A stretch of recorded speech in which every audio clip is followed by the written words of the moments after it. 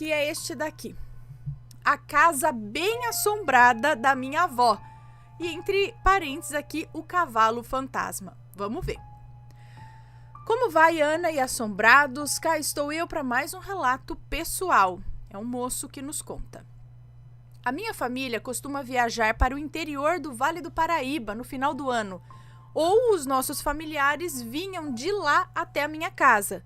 Como já relatei no relato A Velha no Guarda-Roupas. Ai, gente. Será que eu contei? Será que eu lembro desse relato? Bom, não sei. Era uma verdadeira festa. Eu lembro com muito carinho dessa época. Nossa mãe arrumava nossas coisas naquelas malas antigas que só viam a luz do sol nessa época mesmo. E olhe lá. Era o meu tio quem fazia o transporte da trupe toda, numa bela Brasília amarela, que era o xodó dele. Pois bem, ia a minha mãe, as minhas duas irmãs, o meu irmão, a minha tia, a minha avó, meu primo, meu pai e o meu tio no volante. Sim, Ana, parecia aqueles carros de palhaço, que não para de sair gente de dentro. Mas eram outros tempos, né? Nem era exigido cinto de segurança. Eu mesmo, por exemplo, ia no colo da minha mãe no banco da frente. E tinha criança também, quando tinha espaço, ia no porta-malas, olhando bem ali no vidro traseiro. Se tivesse uma colisão traseira, era a morte na certa. Mas a gente ia. Ai. Continuando aqui. Como éramos todos pequenos, minha mãe levava lanche, pois a viagem durava umas 2 horas. Então, no meio do caminho, parávamos no acostamento para lanchar, o que é uma delícia. Pão com mortadela e tubaína. Ai, amo. Apesar de ter se passado mais de 30 anos, mesmo naquela época, a cidade da minha avó era bem pitoresca. Parecia que tinha parado no tempo. Quando se entrava na cidade, você não tinha dúvidas de que estava mesmo no interior. A casa da minha avó era bem velhinha, mas tinha um grande quintal com uma mangueira à esquerda da porta da cozinha, daquelas de manga-espada, bem característica da região, mas nunca fui muito fã, admito. Uns pés de milho logo à frente, e guardem esse detalhe. Um poço artesiano quase no meio do caminho. E já do lado direito tinha um enorme abacateiro que chegava até ultrapassar a altura da casa, que para nossa alegria tinha uma corda pendurada nele, para nos balançarmos feito macacos ali. Para criança da nossa idade, aquele quintal interiorano era perfeito, mas só durante o dia, pois à noite aquilo era um breu só. Ninguém se atrevia a ir lá à noite. No máximo ia até a varandinha. Por mais de uma ocasião, olhando pelas frestas da velha porta carcomida da cozinha, eu vi 2 olhos amarelos brilhantes bem na direção do milharal. Minha mãe dizia que era um gato, mas não dava para ser, pois aquilo zigue-zagueava de um canto para o outro e alternava a altura. Então, só se o gato fosse um caranguejo, para conseguir ficar andando de um lado, para conseguir andando de lado e manter os olhos virados para frente, apontados para a porta. Se a coisa se resumisse a apenas aquilo no quintal, tudo bem, mas não. As coisas também aconteciam dentro da casa. Era uma casa antiga, como o telhado Era uma casa antiga com o telhado muito alto, sem forro ou laje. Então dava para ouvir tudo o que acontecia nos outros cômodos da casa. Em algumas raras ocasiões, se você tivesse o infeliz azar de acordar no meio da madrugada, você conseguia ouvir, vindo da cozinha, uns beijinhos.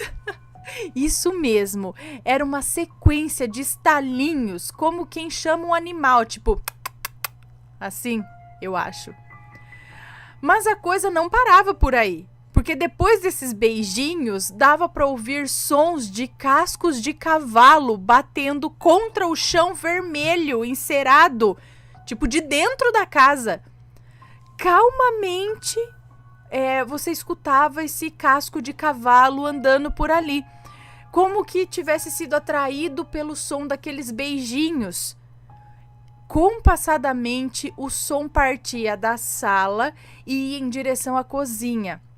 E quando chegava lá, os sons dos beijinhos paravam. Então se ouvia 2 batidas do casco no mesmo lugar e parava também. Segundo disseram a minha avó, o antigo dono da casa era um senhorzinho muito apegado a um pangaré que ele tinha. Durante o dia, o pangaré ficava no quintal, mas à noite, o velho não pensava 2 vezes e trazia o animal para dentro da casa. Segundo essas mesmas pessoas, ele sentava à mesa para tomar café e chamava o dito cavalo também, justamente fazendo os sons de beijinhos, tipo... O animal ia até ele, pois praticamente não tinha uma parede dividindo a sala da cozinha, e chegando lá, recebia um mimo do dono. Por esse motivo, meu avô pagou muito barato pela casa, pois ninguém ficava lá. Curiosamente, numa certa noite, eu acho que os 2 fantasmas estavam brigados, pois depois dos beijinhos, ao invés do pangaré fazer o seu habitual itinerário até a cozinha, parecia que ele ficava somente rodeando ali na sala. Até que eu ouvi da minha avó: Pai, acorda, pai. O cavalo. E ele retrucou: para de bestagem, mulher. Daqui a pouco para. Meus avós tinham esse costume. Às vezes ela chamava ele de pai e ele chamava ela de mãe. Com o tempo, eles acabaram se acostumando aos eventos enigmáticos. Somente em uma certa ocasião a minha avó disse ter voltado a ter medo, pois num certo dia disse que estava já tarde da noite lavando a louça e num dado momento ela ouviu o dito beijinho e ela estranhou, pois não estava nem perto da meia-noite ainda. E quando ela se virou em direção à sala, sentiu nitidamente algo dar uma bufada na cara dela. Ela não pensou 2 vezes, largou a louça do jeito que estava e com a mão ainda molhada zarpou para o quarto, onde já se encontrava o meu avô, e foram dormir. Bom, espero que tenham gostado de mais esse relato e até um próximo. Abraços, Ana e Assombrados. Um beijo para você, muito obrigada. Eu acho que a bufada foi do cavalo, devia estar ali perto. Ele veio tipo assim, sabe? Ai, gente, então, não era uma assombração que fazia mal. Mas será que o senhorzinho ainda morava ali com o cavalo dele e repetia o hábito em espírito? Ou aquilo tudo era uma impressão? Ocorria todas as noites? Interessante, né? Olha só. E é interessante que o que eles ouviam bate com a história que aconteceu ali, né? Bom, vamos lá. Deixa eu dar beijinho aqui no pessoal.